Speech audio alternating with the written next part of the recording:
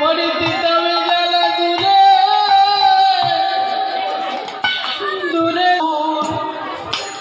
গোবরে বলে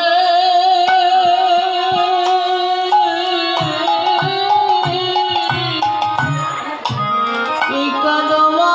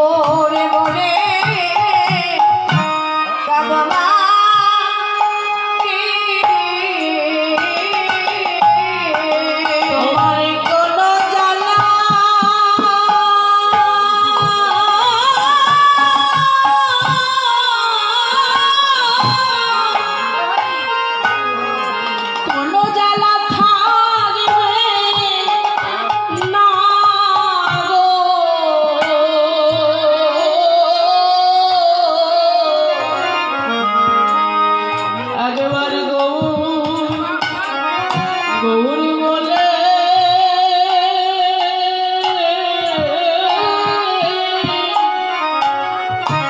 এই কাদমা মালিনী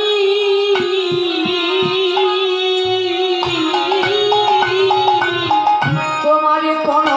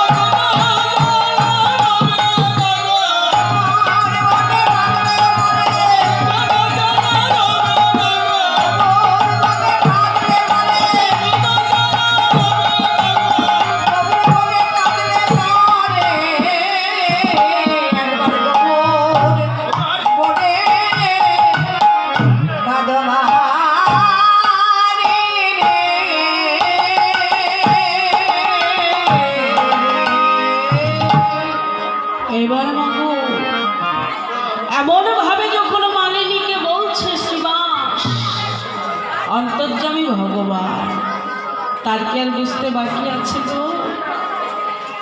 যেমনই শ্রীবাসের গৃহে প্রবেশ করেছে, শ্রীবাস বলছে প্রভু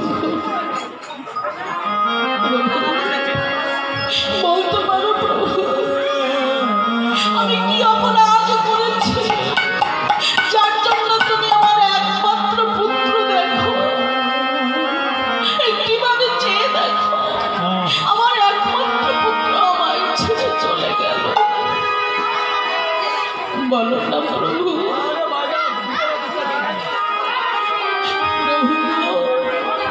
তুমি একটিবার বলো আমার অপরাধটা কি?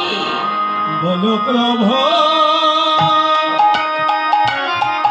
আমার কোন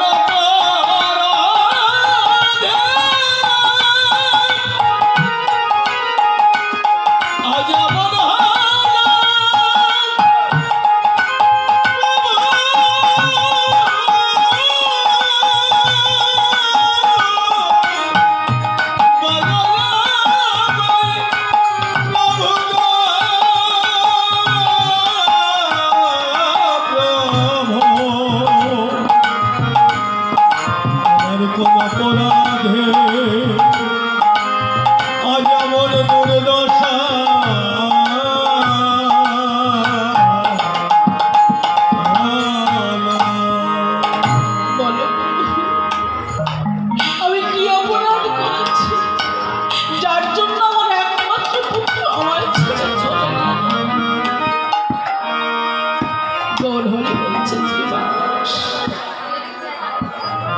আমি তো তোমার প্রশ্নের উত্তর দিতে পারবো না।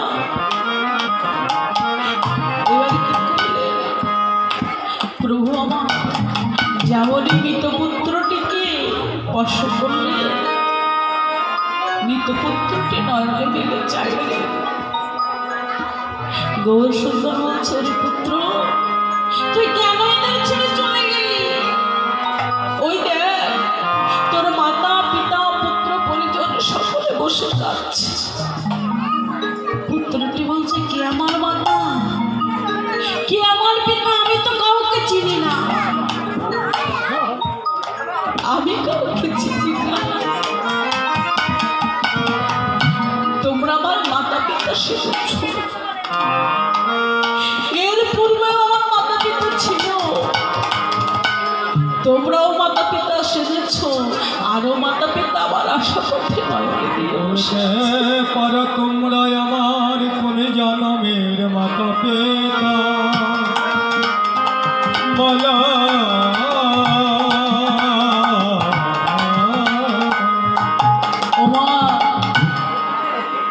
আমরা 84 কোটি জনি ভ্রমণ করার পর এমন সাদের মানব জন্ম পেয়েছি। কত আমাদের মাতা পিতা ছিল, আরো কত মাতা পিতা হবে আমরা তো কেউ জানি না।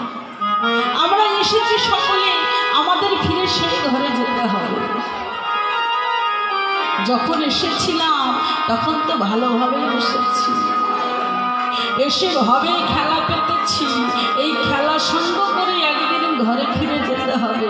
প্রত্যেকেরই মা গো নিতাই গৌর হরিব।